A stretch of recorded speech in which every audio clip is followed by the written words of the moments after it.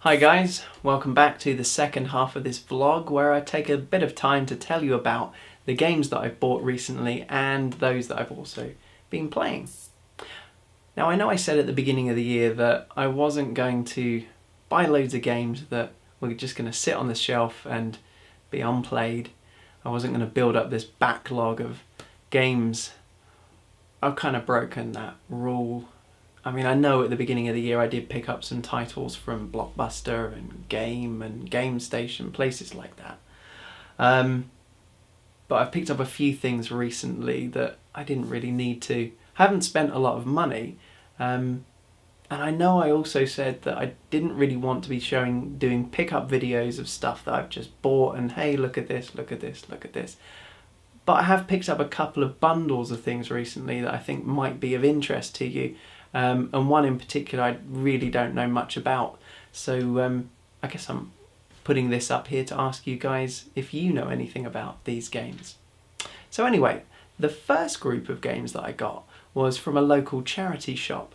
I was walking down the high street and we've got quite a lot of charity shops. And I happened to notice in the window a game that looked familiar from when I was a teenager.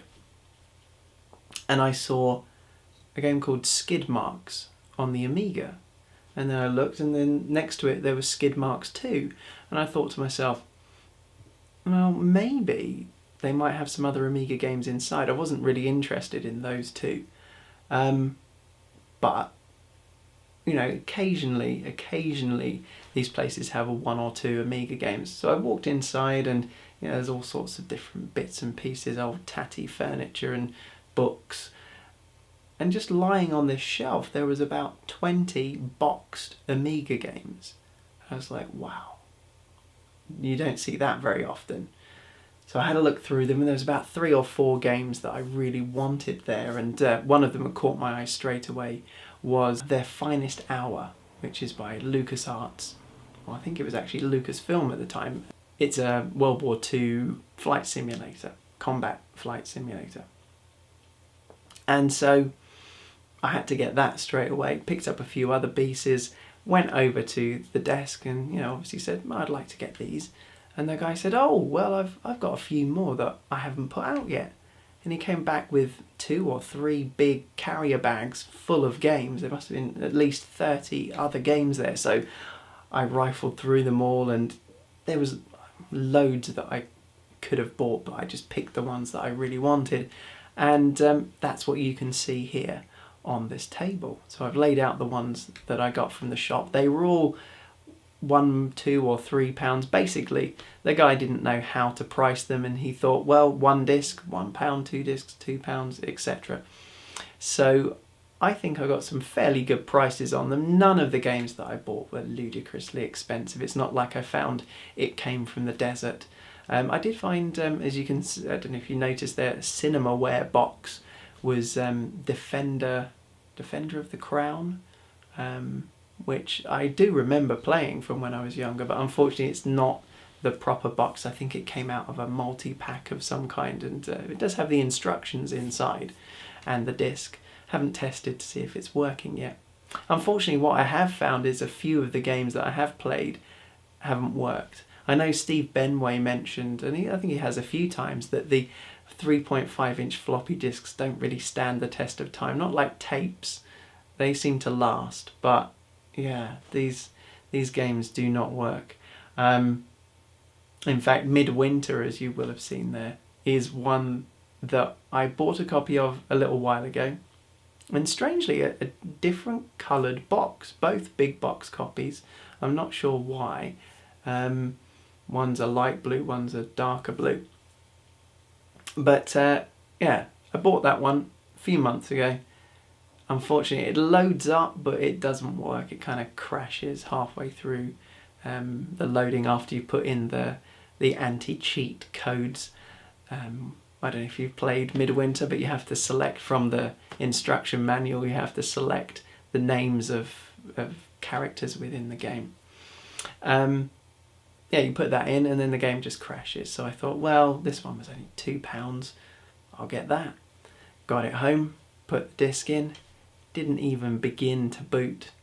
So very disappointing. I've yet to find a copy of the original Midwinter that works. I'm sure I'll stumble across another one another day, but I really did love that game back in the day and really want to play it. But anyway, so that was the Amiga games that I got from one of the local charity shops. And I haven't been doing too much game shopping recently, but I did go into Cash Exchange and picked up this a copy of Pikmin on the Wii. I know normally it's a GameCube title, but I thought for £5, and it seemed quite intriguing using the motion controls. So I have given this a bit of a go. Only played the very beginning of it, just testing that the disc worked essentially.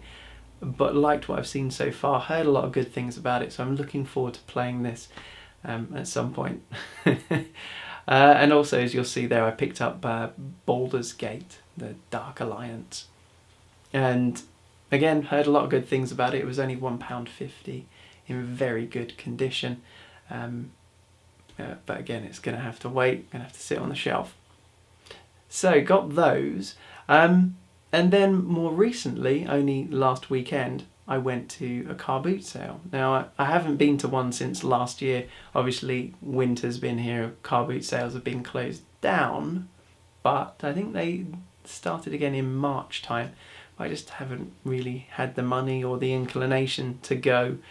But on Sunday morning, I was awake at 6 o'clock in the morning, and I thought, well, I might as well go and check it out. Go and check out the car boot sale, see if there's anything good. And it kind of was. The first hour or so wandering around, I don't know if any of you guys feel this when you go to car boot sales, but it's often, I feel like there's always another retro game collector who's been there just 5 minutes before me. So many times I've heard, oh yeah, I did have loads of Mega Drive games, but now all I've got left is this football game. The other 20 of them I've just sold. Or, oh yeah, I sold my Super Nintendo collection for £3. I mean, occasionally I'm the lucky one who gets to buy some of these games, but it always seems like a miss out on some really good stuff. Anyway, as always seems to be the case at car boot sales, you only really get a good chance to buy something if you're one of the first people as they're unloading the stuff from the car. And, like I said, I'd been wandering around for about an hour. There were still people turning up, unloading their cars, and I happened to notice as I walked up to a store that there were a lot of PlayStation 2 games. And I'm really enjoying my PlayStation 2 at the moment, and I'll talk a little bit more about that in a second. And I actually saw one of the games that I've been looking for ages was sitting there on the desk, but someone was looking at the games at that end of the table. And so I started looking at them at this end of the table, picked up a copy of GTA 3, which I've already got on the PC, and probably got it on the PlayStation 2 as well. But it was in really good condition, so I kind of grabbed that, looked at a few others, and there's not really much else that interests me, hoping that this person, thinking in my head, please don't know what that game is, please don't know what it is. And they put it back down again. And so as soon as he did, I kind of shuffled over to that end of the table, picked it up, and asked the lady, how much are the games? And she said, oh, they're £1 each. And so quickly grabbed £2, put them in her hand, and walked off with a massive smile on my face. Unfortunately, that smug smile only lasted for about 3 seconds until I opened the case and realised instead of Res, which I've been dying to play for ages and am just a little bit too cheap to pay the sort of £12 or £15 that people want for it on eBay. Here I thought I'd got it for £1, opened up the case, and inside was a DVD, Training Day. And I was like, oh, okay, well maybe if I go and find the box for Training Day, Res is in there. So I went back to the table, explained to the lady, and we had a look through every DVD and PlayStation 2 game she had. Res was nowhere to be found. So maybe someone had bought a game, not looked in the case, and walked off with it, and they'll find out when they've got home that they've got Res. Or maybe it's still in the kid's PlayStation 2, because she was selling all her stuff for her son, and he's clearly not very good at putting stuff back in their cases, because there were quite a few games not in their cases, boxes empty, and so didn't win that one. But as I was walking around the rest of the car boot, so just as I was about to leave, I know one of the tables, I must have wandered past it before, noticed that there was a carrier bag, a dirty, dusty carrier bag, and in the top was stuffed a tatty old pair of headphones and a couple of cables coming out of it. But I happened to notice there was a tape box sticking out of it, so I took the things out the top and had a look in, and I found this. So what I'd found was a collection of 43 or 46 Amstrad CPC games. And I really know nothing about the Amstrad CPC, apart from the fact that it looks a bit like a Spectrum Plus 2 and has some funny coloured keys, and it was around about the same time as the Commodore 64 and the Spectrum. It was a competitor, but aside from that, I don't really know much about it. I've never owned one. I think I might have played on one once, but not that I can remember. But I thought to myself, well, there might be some games that are worth something. I don't normally think like that when I go to a car boot sale. I don't think to myself, I'm going to just buy stuff in the hope that I can then sell it or trade it to somebody else. I think if there's something there that, even if it looks good, if I don't want it, then I think to myself, somebody else is going to find that, and that's going to make their day, and they're going to be happy. But this time I thought, it must have been after losing out to Rares there, I thought, well, I've got to make this trip worthwhile. And so I said, how much do you want for these? And he said, £7. I said to him, well, 5 is a rounder number. I said, I can't guarantee that any of these will work. They don't look very clean. And he was like, well, okay, £5. So, got them home, checked them all. They're in pretty good condition, some of them fantastic condition. In fact, the only one that's in really tatty condition is Teenage Mutant Hero Turtles. The cassette looks okay, but the cardboard box looks a bit mouldy. But aside from that, the rest are alright. A little clean up with a duster and a damp cloth, and the cases all came up quite nicely. Now, I've got no idea. I mean, I checked a few of them on eBay, the ones that I thought would be worth some money, and found out that, you can get copies in just as good condition as I've got there for £3 or £4. So nothing to jump up and down and get excited about, I don't think, but I haven't checked all of them. So, well, you guys, maybe you know the Amstrad CPC pretty well. If you've spotted anything there you think that I should pay close attention to, let me know, because maybe what I'll do is I'll sell them, even if I got 50p each. That would be about £20, and then I could go and buy Shadow of the Colossus and Ico on the PS2, and which are a couple of games that I really want, and maybe Rares as well, because obviously I want that too. But so that was the car boot sale. I also picked up these few things as well. Nothing too special. A couple of PlayStation 2 games, Fahrenheit on the PC, which now means I've got it on 3 systems, and a couple of other bits. And actually managed to get just the disc of Black on the Xbox. I've heard SNEStastic mention this a few times. I bought it a while ago, but the disc was scratched beyond repair, and I couldn't be bothered to take it back to the cash converters or wherever I got it from, because I think I only paid £1 for it.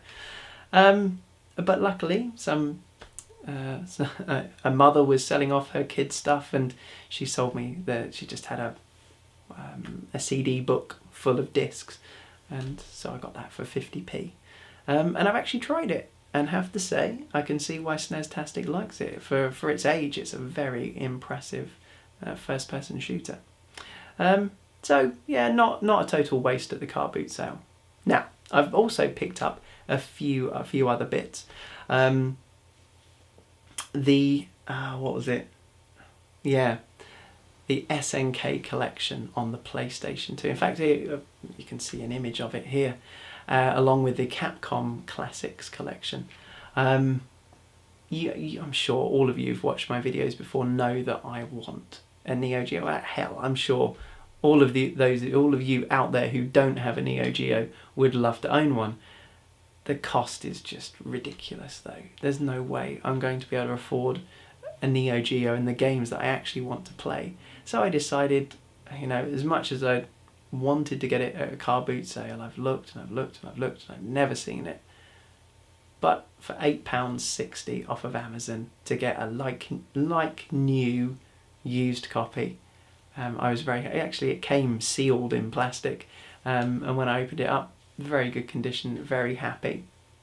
£8.60 well spent, because I know it's emulation, and those of you who've got your Neo Geos would say it's not as good as the real thing, and of course it isn't, but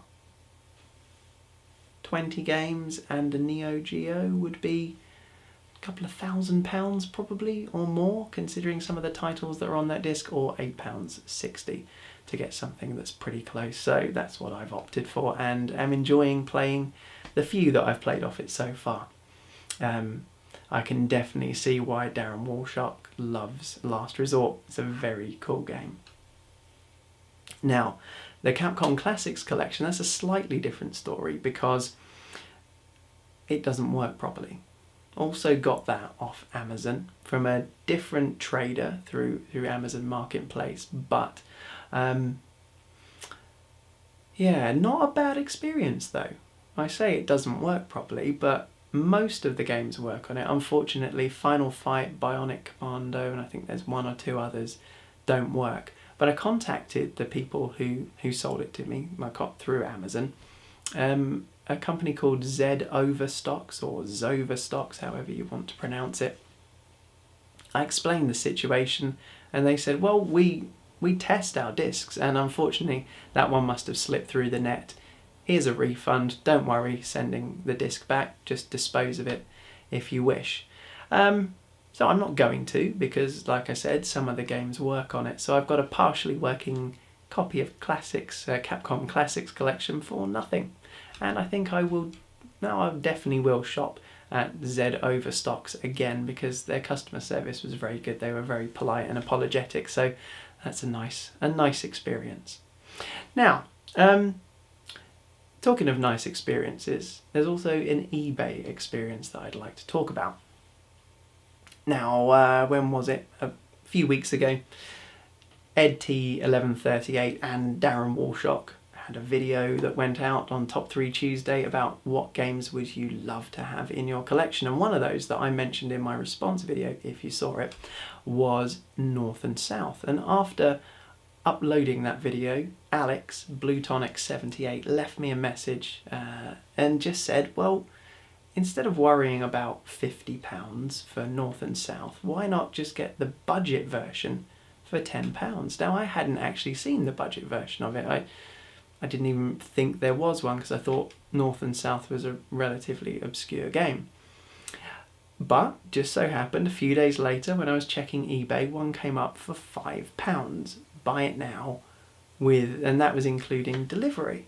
So I thought to myself, right, I'm definitely having that, because really, in my heart of hearts, I don't care about the box. It's the game. In this case, it was the game that I really wanted to play. And so, £5? Yes, please. Bought that straight away. It came within a couple of days. I took it out. I put the disc in, ready to play North and South. The title sequence came up with the guy playing the bugle, and I thought, oh, this is great. The music started playing, and then it crashed. So I thought, okay, reset the machine, played it again, it crashed again. Reset it, played it, booted the disc again, it crashed in a different way, but it crashed again. So I was really disappointed with that, and I thought, well, I'm sure when I checked his listing, it said that he'd tested the game. So I went to go and send him a message, and noticed that he'd already sent one to me saying that this game, he hadn't played it in a while. If it doesn't work, to contact him and he'll give me a refund. Well, I sent him a message back explaining exactly that. It didn't work. And so he said, okay, don't worry, send the game back to me. I'll give you a refund. And I said to him, well, actually, I think I'll hold on to it because I might be lucky and be able to get the disc for £5 and then that way £10 for the lot, which is what I was expecting to pay for it anyway. And I was in luck. A few days later, the non-budget version, just the disc, came up on eBay on an auction. No one was bidding on it. But as always, I leave my bidding right to the very end, and with 2 seconds to go, I put in a bid for £2.99. And I was lucky that I did, because one other person bid on it 1 second before me, and he put in a bid for £2.09. And so I got it for £2.29 plus £1 for delivery. So altogether, you're looking at £7.29 for North and South, if it worked. Well, the disc arrived, put it in, and it worked perfectly. I was very happy, and so I sent an email back to the original guy I'd bought the box off, and explained to him, I've got myself another disc. I'm more than happy now. I said, look, don't worry about it. You've been very polite and nice about this. I'll give you some positive feedback. Well, actually, he sent me another email back a few days later. And he said, well, actually, I've managed to get a disk drive for my Amiga because I was having problems with it. He said, I can make you a backup. He said, I know you've got this disk now, but I only feel it's right that I send you a working copy of the game. He said, because I've got a proper, decent boxed copy of North and South that I'm not selling, but I'll make you a backup of it and send you that. So I said, well, that's really kind of you. I won't say no to it.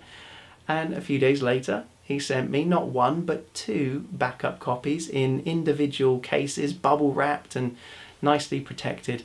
So, yeah, definitely had a very good eBay experience there, because now I've got not just 1, 2, but I've got 4 copies of North and South. And I think, even if I'm still playing Amiga games in 20 years, at least one of those copies of it will work. So, really happy. In fact, take a quick look at a clip of North and South, just in case you've never seen it before.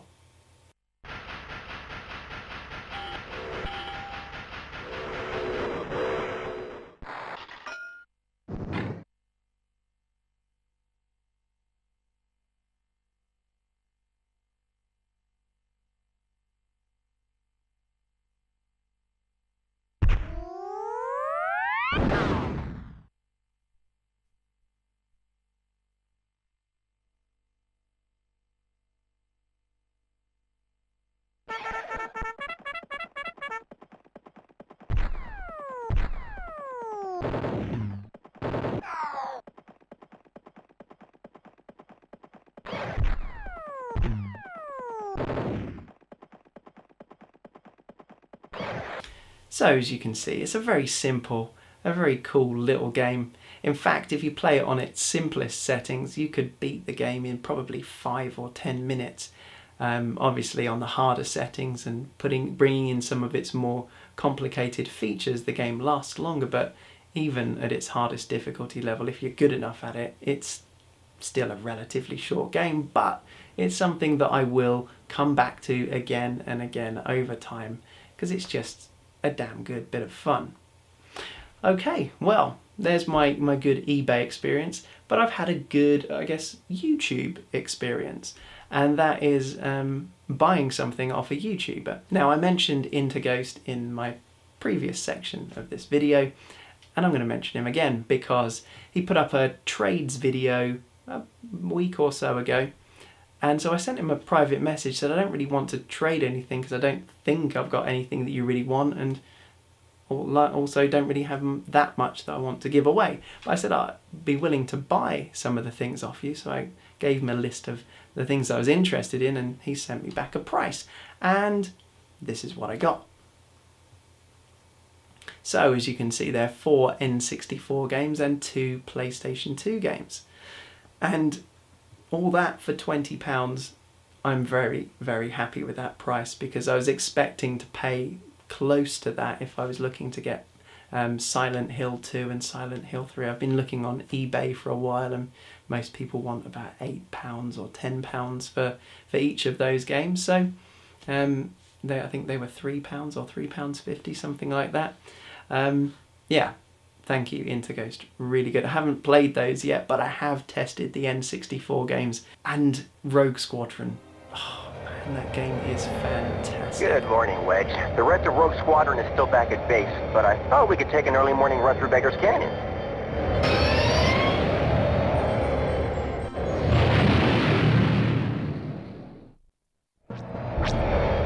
Luke, I think we've got a problem. Is that my bad taste, or are those Imperial droids dead ahead? They're attacking home.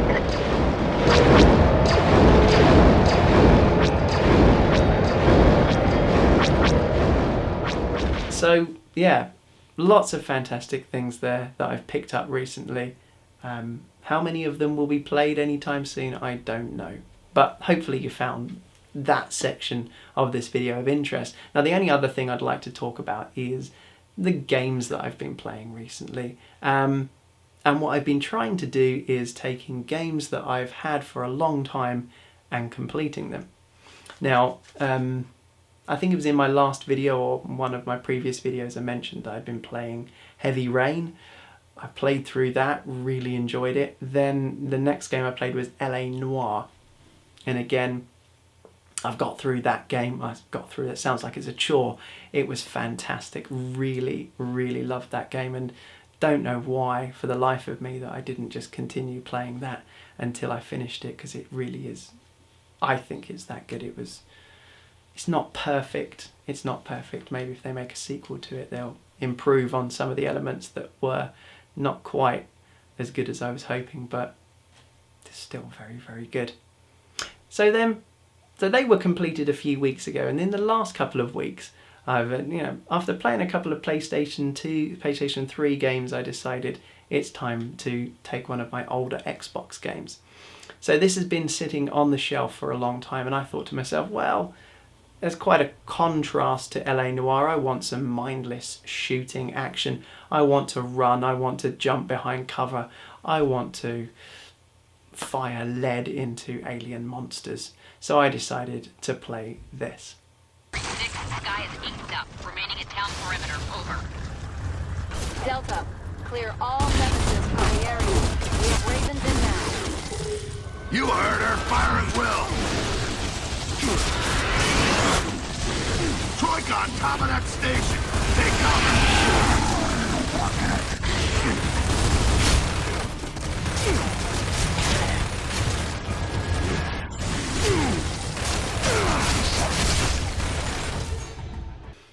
And I have to admit that I've been really surprised by how much fun I had playing Gears of War 2. I'd played the original one when I first got my Xbox back in 2008, I think, or early 2009, when I was quite late to the party, getting an Xbox 360. But I played through Gears of War back then. Now, finally, I've played Gears of War 2. And although I have to say it did kind of drag towards the end, although the end was good, I got a little bit bored. But the beginning of it, it was quite refreshing to play that type of game again after quite a while away from kind of third-person shoot-'em-up action. If you haven't played it, for the £5 that I paid for it, it's definitely worth it. And I intend to get Gears of War 3 at some time this year. In fact, I think I'm going to do another reflections video, but I'm going to wait until I've played the third one and kind of do a series, not a review, but a something, talking about the whole series of Gears of War. So that was a really enjoyable experience. And so after playing that, I decided, well, okay, let's go back to PlayStation 3, something that I've had since my very first day of owning a PlayStation 3. I got 2 games with it, Far Cry 2, which I completed back then, and this one. Let's go! Now we're making some progress!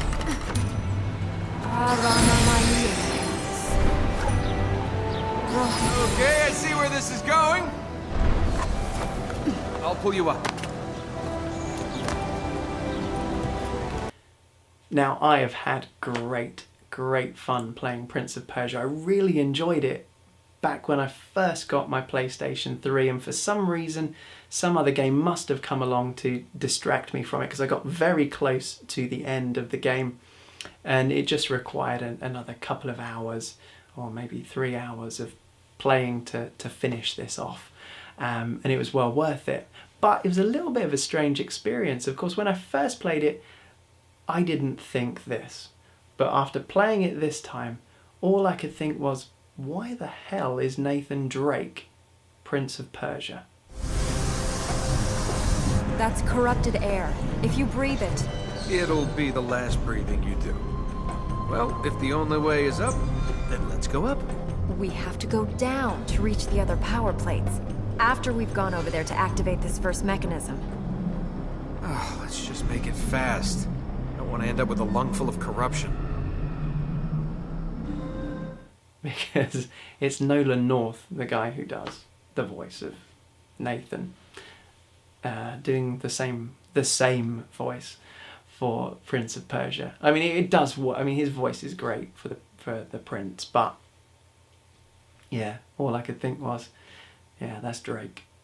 It's just Drake in a funny costume, but a beautiful game, really is. So this is one of those games that I just love to look at. There are certain points in the game where you can climb up really high and look out over the landscape. Very much like, I liked this as much for that reason as I liked the original Assassin's Creed. There's just certain points in those games where you just pause to take a breath almost and look out across the landscape. It's a beautiful game, and something that today you can pick up for £2 or £3. Definitely worth it. Fantastic, so playable. So there was that, and then we're getting to finally what I'm actually playing at the moment.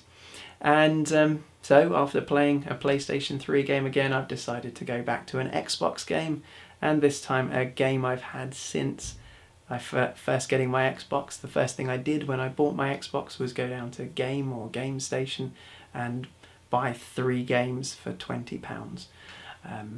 Was it 4 games for £20? But one of them was this.